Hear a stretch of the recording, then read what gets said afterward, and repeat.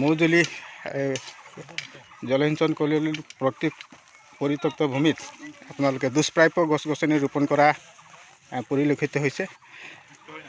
কি ক'ব আপুনি যিহেতু ইয়াতে দুষ্প্ৰাপ্য গছ গছনি ৰোপণ কৰা হৈছে, কাৰ্বি সমাজৰ বাবে অত্যন্ত প্ৰয়োজনীয় কিছুমান দুষ্প্ৰাপ্য গছ দেখা গৈছে, আপোনালোকে ৰোপণ কৰাৰ এক অনন্য প্ৰয়াস, কি ক'ব আপুনি? ধন্যবাদ জনাইছোঁ আপোনাক। আজি আমি গোটেই মহজুলি পথাৰ ৰাইজে উঠি পৰি লাগিছোঁ, কাৰণ আমি আগৰ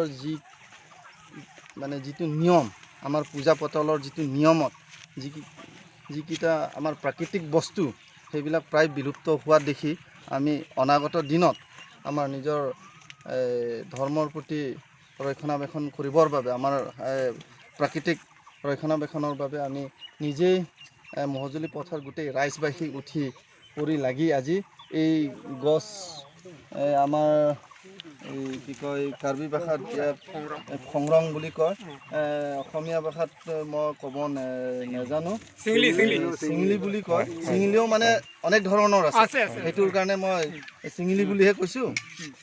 তাকে এই গছবিলাক প্ৰায় বিলুপ্ত হোৱা দেখি আমি নিজেই কষ্ট কৰি মেলি মহজুলি পথাৰ ৰাইজে, কাৰ্বি ৰাইজে কষ্ট কৰি মেলি আজি এই বৃক্ষৰোপণটো